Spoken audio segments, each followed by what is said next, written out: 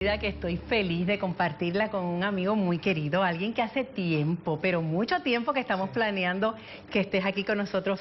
Luis, tú eres Luis Alfonso Rodríguez López Cepero, todas esas cosas. Así mismo. ¿Y cómo te escribías eso cuando chiquito? Estaba en segundo grado aprendiendo a escribir. Fue complicadito aprender a escribir mi nombre, pero yo creo que por eso me quedé Luis Fonsi. Yo dije, mira, esto es mucho más fácil. Explicar Luis Fonsi que Luis Alfonso Rodríguez López Cepero.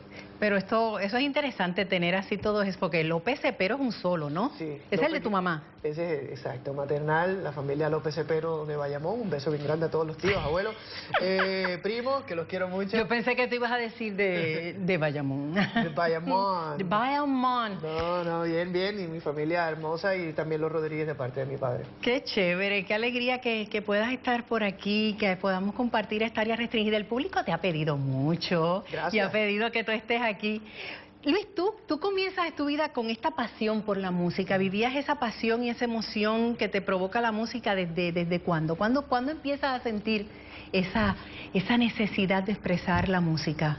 Yo creo que la palabra pasión fue ya un poco más, yo diría cuando me mudé a los Estados Unidos, que ya uno se da cuenta que este hobby, que este pasatiempo, se puede convertir en algo un poquito más serio, pero al principio era simplemente una manera de comunicarme. De una expresión. Sí, un medio de comunicación, cantando, bailando, entreteniendo a la familia. Yo vengo de una familia muy grande, muy unida, donde todos los domingos nos reuníamos en casa de mi abuela, donde con mis primos armábamos siempre algún tipo de show. Hacíamos un talent show en la marquesina de mi abuela. Wow. Imitando a Menudo, imitando a lo que estaba sonando en ese momento. Y esa era nuestra manera de divertirnos. La música nos unía, mi papá es un músico frustrado. O sea, que cantaba, era este talent show, todo el mundo hacía algo. Eso era semanal. En casa había algo pasando con la música y poniendo a la gente a reír. No, canta.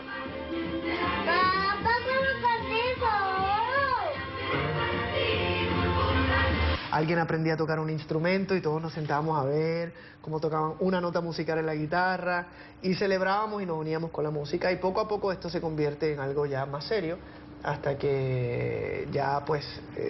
comienza a convertirse, pero de eso vamos a estar hablando poquito a poquito. Me dices que te fuiste a los Estados Unidos, para eso ya tú tenías 10 años en el momento que tu familia se muda a Orlando, Florida. ¿Cómo fue hacer esa transición de una escuela y un ambiente que ya tan cerca de esa preadolescencia? Porque ya a los 10 años uno tiene sus panas aquí y de momento mudarse, cambiar todo. ¿Cómo fue esa etapa? Recuerdo que esa fue la etapa más difícil, ¿no? Dejar todos esos amigos, a mis primos, a mi familia, a mi casa. ¿Y vivías en Bayamón en ese tiempo? Vivía entre Bayamón y Guaynabo, sí.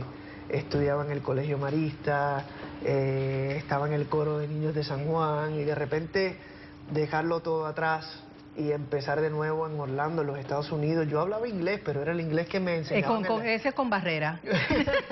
Era el inglés básico que podía tener una conversación, pero no es lo mismo que de repente te suelten en una escuela en Orlando y te tengas que adaptar por completo. Eso fue lo más difícil.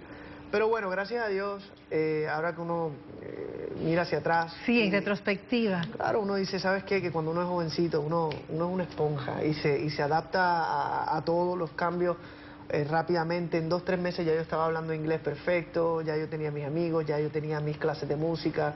Así que fue un cambio bonito. Y hablando de música, ¿quién eran los artistas de moda que le gustaba a Luis Fonsi? ¿Qué música escuchaba? ¿Cómo cambió tu perspectiva o tu oído musical en esos ídolos y esos modelos que veías ahora que estabas en otra cultura? ¿O te mantuviste en raíces latinas o cómo fue eso? Sí, mi música latina hasta cierto punto la celebré mucho más estando fuera de Puerto Rico, porque había que mantener esa esencia de nosotros. Entonces sí, fíjate que mis influencias siempre han sido como muy amplias en el sentido de que escuchaba la música que escuchaba mi papá. Mi papá es muy salsero, Entonces, Coro. sí, en mi casa se escuchaba mucha salsa. Por ejemplo, Acheo sonaba todos los días en mi casa, es el cantante favorito de mi papá, que en paz descanse. Y también escuchaba la música que escuchaban los jóvenes, ¿no? Lo que escucha todo el mundo en aquel entonces, Michael Jackson, todo el rock de los 80. Y pues ahí están mis gustos, básicamente así de amplia es la cosa, desde la salsa, desde algo muy de nosotros, muy latino, hasta algo muy pop, muy rock, también un poco el R&B. Cuando me mudé a los Estados Unidos lo empecé ¿En qué a año escuchar. fue que tú te fuiste? En el 89. Ah, o sea, que era esa transición ahí donde... Y muchos cambios musicales, ¿no? De los 80 a los 90, la música, pues como siempre, ¿no? Fue evolucionando, así que escuchaba de todo un poco. Yo creo que por eso mi música, dentro del género pop balada, es bastante amplio. O sea, que si cogemos ese iPod, ahí va a haber de todo. De todo. Yo tengo un playlist que de repente escucha una salsa, de repente rock and roll, de repente una balada acústica que para cortarse las venas. Soy bastante raro en ese aspecto. Y entonces, en ese momento donde ya estas influencias están llegando, es que reconoces que la música es lo que tienes como expresión y lo que te hace vibrar, o descubres lo que llamaste al principio, esa pasión. Fíjate que la música, ahora que estamos hablando de esa transición a mudarme a los Estados Unidos, me ayudó muchísimo. Y esto fue algo que no me di cuenta hasta hace poco, en realidad. En ese momento uno no se da cuenta. Del mar y el sol, del mar y el sol, del mar y el sol. Pero me ayudó muchísimo a comunicarme, o sea, mucho más allá de cantar, a comunicarme, porque como te mencioné, llego a la escuela en los Estados Unidos, soy muy tímido. Yo en la realidad sigo siendo una persona bastante tímida. Y uno empieza a hacer amigos y ya sabes que en las escuelas están los famosos cliques, ¿no? Aquí están los deportistas, aquí están... Y yo estaba como un poco en el medio. Pero hago un grupo musical. ¿En la escuela? De coro, claro, en la escuela, con 3 amigos más. Y cantábamos música a capela. Música... Sí, a 4 voces de esas en voces. armonía.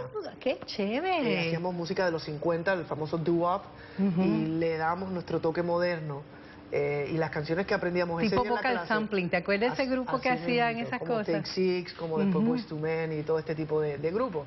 Entonces, a través de mi grupo, a través de la música, yo me comunicaba con mis amigos y empecé a conocer gente, y yo mismo como que me soltaba al frente de la gente. O sea, que te sirvió para soltar un poco esa timidez. Chicas en la escuela. Los músicos siempre están pegados, oye, es una cosa. Bueno, yo tenía que usar lo que tenía, y en ese momento, cuando cantaba, como que me sentía muy seguro de mí mismo. Cuando se acababa la música, regresaba a ese Fonsi tímido, pero poco a poco pues me ayudó muchísimo. ¿Y ahí comenzaste a estudiar los instrumentos, o cuando te fuiste ya tú tocabas algún instrumento? Como me dices que en tu casa Sí. se hacían estos talent show y estas bohemias. Sí.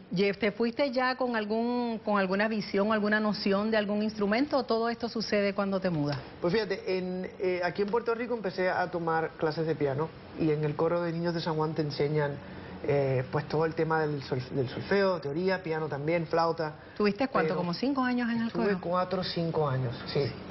Y ya la guitarra, que es mi instrumento principal, la aprendí en la universidad, porque yo estudié música en la universidad, y como parte del bachillerato tienes que estudiar un instrumento. Y yo dije, ya más o menos domino el piano, muy básico, no me considero un pianista, pero puedo leer y puedo tocar y hacer el lenguaje, como decimos nosotros, pero quiero aprender a tocar la guitarra. Creo que para la composición me va a venir muy bien. O sea, que tú compones a guitarra, la guitarra. guitarra es la que se... Es que yo no sé, los guitarristas, compañera. te lo digo porque mi querido sobrino Ramiro Malagón es guitarrista, y entonces es como que se crea un lazo, una unión, sí. entre un instrumento que pegas a tu pecho, que pegas a tu cuerpo, que abrazas a ti.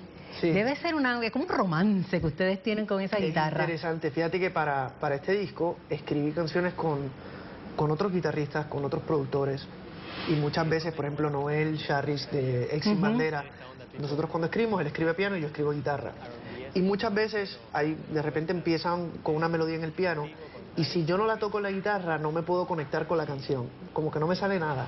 Yo necesito, ok, ¿en qué tono estás? Ah, estás en sol, ok, ahora ya, vamos. Y ahí es que empieza a fluir la música, o sea que es como es mi compañera, ¿no? Y me ayuda a expresarme y a desahogarme, además de que lo bueno de la guitarra es que uno puede viajar con ella, el piano es un poco complicado. Sí, no, y tú te montas en donde quieras, además llegas a los paris, llegas con la guitarra y ya se forma el gelengue, porque tan pronto llega una guitarra se forma la rumba, y tú y yo hemos compartido algunas de esas rumbas. Vamos a tener que hacer una pausa y regresar en breve con este queridísimo cantautor, un mimado de Puerto Rico, de todos nosotros que queremos tanto y apreciamos, Luis Fonsi, que está engalanando esta área restringida. Muchas gracias. Regresamos. Salud. Oye, salud, que esto estábamos locas por probar. Claridad, quédate y no vuelvas a escapar, no te lleves el sol, que no quiero recordar tu figura, tu voz, esa noche que pasó como ayer, como hoy, que vuelva a su esclavitud. Y ya estamos de regreso en Área Restringida conversando con Luis Fonsi. Y estábamos hablando de esa etapa de ese joven adolescente, preadolescente que se muda a la Florida, que cambia todo su mundo, que comienza a experimentar con nueva música, nuevos amigos, nuevas cosas que pasan en tu vida. ¿Cómo era esa vida? Aparte de la música, ¿hacías otras cosas? ¿Hacías deporte? ¿Trabajaste en esa etapa? O... Había que hacerlo todo. Sí. Había que hacerlo todo. Mi segunda pasión, además de la música, son los deportes. Y yo soy un beisbolista frustrado. Toda la vida quise ser segunda base de los Yankees de Nueva York, pero ¿qué pasó? No llegué muy lejos. Yo creo que fue la guitarra que se atravesó en el medio. Y ahí... Gracias a Dios me di cuenta rápido. Yo dije, Fonsi, vamos a estar claros. Yo creo que la música te va a ir mucho mejor que en el béisbol. Entonces rápido dije, ¿sabes qué? Pero jugabas y eso. Jugué en ligas menores, ¿no? Minicuch, infantil. En ligas menores no, ya sabes, desde niño. Y cuando llegué a high school, por buena o mala suerte, yo creo que buena suerte, fui a una de las escuelas de la Florida que mejor programa tiene de béisbol. O sea que para entrar al equipo es casi imposible. Sí, porque todos los años sale gente profesional.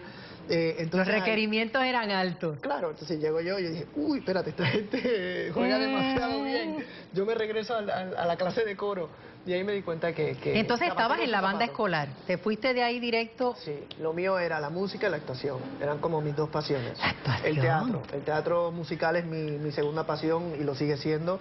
Y bueno, tuve la oportunidad de hacer Broadway. Ese fue ese primer paso que di, y ojalá hice el primer paso de muchos, porque me encanta el teatro y me encanta la actuación. Pero sí, yo siempre estaba en la esquinita de la escuela de las artes. ¿Cuándo descubres al compositor? Fue en la universidad y fue en una clase de MIDI. En aquel entonces se llamaba MIDI, o música electrónica, cuando empezamos a hacer música a través de computadoras y a hacer nuestros propios arreglos. No, y que hoy en día eso, la mayoría de los jóvenes tienen estos mini estudios que hacen maravillas. Sí, ya voy estándar. Eso fue en el 90 y alto, y todavía eran unas computadoras grandes. Y el proyecto final era que tenía que escribir un jingle y producirlo. Un jingle como los comerciales de radio. Y yo, sin darme cuenta, hice una canción con verso, precoro, coro, puente, y ese era ¿Te acuerdas de la canción? Mi jingle. Sí, la tengo por ahí grabada, no se la voy a enseñar a nadie. pero me da bastante vergüenza. Pero es chévere. Pero tenía el formato de una canción, tenía la forma de una canción. Y el maestro me dijo, esto es una canción, acabas de escribir una canción, debes de seguir haciéndolo, ¿no? Y o sea, que te colgaste en el jingle. La verdad que fue como que por un lado me colgué, pero por otro lado salí muy bien, ¿no? Porque me di cuenta que, oye, de repente... Se te hace fácil. De repente puedo hacer esto, ¿no? Y así empezó esa pasión para escribir canciones. ¿Y cuándo llega esa oportunidad a nivel profesional? ¿Cómo pasa? Ya hicimos los demos, ya como que empezamos a darnos cuenta que el material estaba, que la intención estaba, que la preparación, porque es importante. Mucha gente se cree que es así de fácil. Sí. Y como tú bien dices, hay montones de ingredientes que tienen que estar ahí en la olla para que el guiso salga con todos los hierros y que le guste a toda la gente y llegue al público. ¿Cuándo pasa que te descubren o que se te da esa oportunidad? La mágica palabra, la oportunidad. Te hago el cuento. En esa misma clase me prestan el estudio por una hora, grabo 2 canciones. Literalmente me compré un cassette de karaoke, porque yo no tenía acceso a pistas, mucho menos músicos para grabar una producción. Lo que tenía era el karaoke, que costaba $10 en la tienda de la esquina, y grabé 2 canciones, una en inglés y una en español. Grabé Hasta que me olvides. Hasta que me olvides. que cantaba por Luis Miguel, escrita por Juan Luis Guerra, y una canción en inglés de uno de mis cantantes favoritos que se llama Brian McKnight, una canción que se llama One Last Cry. Y yo dije, voy a grabar estas dos canciones a ver qué pasa. Yo mismo me grababa en el micrófono, hice un cassette que todavía lo tengo guardado, dice Demo Fonsi, y con mi papá nos fuimos a Miami en mi tercer año de universidad. A ver qué pasaba, vamos a tocar puertas, vamos a ver qué feedback vamos a recibir de la gente. De repente es positivo, de repente me dicen, mira, vete por aquí. No había prisa, no había ningún tipo de expectativa. Llegamos a una casa disquera muy conocida y tenemos una reunión porque conocíamos a un amigo del vecino, del primo, del abuelo. Sí, que siempre aparece alguien que te conecta, ¿no? Que yo conozco, que yo te... Ya tú sabes. No, y además tu papá, que yo tengo la oportunidad de conocer a tu papá. Tu papá Sí, es un ser muy querido. Es muy querido, muy dado de la gente, todo el mundo lo quiere. Sí. Y además, donde, tú sabes, cuando tu papá va, me imagino que va. Eso estaba decidido. Él no se da por vencido. Y bueno, pues cuento lo corto, llegamos a esta casa disquera muy conocida y enseñamos las canciones, le canté una canción a guitarra y llega este ejecutivo y dice, fantástico, te vamos a firmar. Así mismito, te vamos a firmar. ¿A la soltada? Pero, sí, así mismo. Pero, pequeño detalle, para tu primer disco vamos a lanzarlo en el género salsa, porque es lo que está funcionando ahora mismo muchísimo. Hay un artista que se llama Jerry Rivera que está vendiendo millones de discos y fulano sutano, y el tema de la salsa juvenil y esta salsa romántica, y creemos que te podemos colar por ahí. Colar por ahí y podemos vender muchos discos. Y a mí se me abrieron los ojos así, y yo de corazón, y tú lo sabes, yo amo la salsa, pero zapatero a su zapato. Yo respeto mucho. Te dijo, yo como que ese negrito no, ese swing mira, no está aquí. ¿Sabes qué? Me están dando una oportunidad inmensa y de repente no lo voy a hacer bien porque no es lo que siento. Lo mío es el romanticismo, lo mío son las baladas románticas. ¿Y lo rechazaste? Y en ese momento dije, déjame pensarlo, y regresé en mi carrito que se estaba cayendo en cantos a Tallahassee de Miami, que son 8 horas en carretera, pensándolo. ¿Y tu papá qué te dijo? Mi papá me dijo, sigue tu corazón. Él lo sabía, yo creo que uno lo sabe, ¿no? Y en ese momento yo dije, ¿sabes qué? No, voy a decir que no. Yo tengo fe que se me va a abrir otra puerta, y yo voy a mí, y yo creo que para uno triunfar en la vida uno te tiene que gustar y tú tienes que sentirte súper cómodo y no forzar. Y te faltaba las un cosas. año de universidad en ese me momento. faltaba así un semestre, algo así, y tomé la decisión, una de las decisiones más importantes que he tomado en mi vida, y es decir no, es decir gracias, pero no me siento cómodo, esperaré a una segunda oportunidad, ojalá y llegue, de repente no iba a llegar. Mi madre, la verdad que hay que escuchar todas estas historias y poder compartirlas desde esta esquinita, desde esta área restringida donde hemos conocido tantas cosas de nuestros invitados. Vamos a tener que hacer una pausa para volver y regresar a hablar con Luis de todas esas vivencias como artista, como hombre, como padre, como esposo, que estás a punto, yo sé que ya estás, ya tú estás a punto de caer, así que vamos a tener que hacer una pausa y regresamos con área restringida. Mira, pruébate, estamos aquí, mira, como yo supe que te gusta el vino, traes unas botellitas nada más para que tú te sientas chévere. Después de esta entrevista nos quedamos aquí un rato. Salud.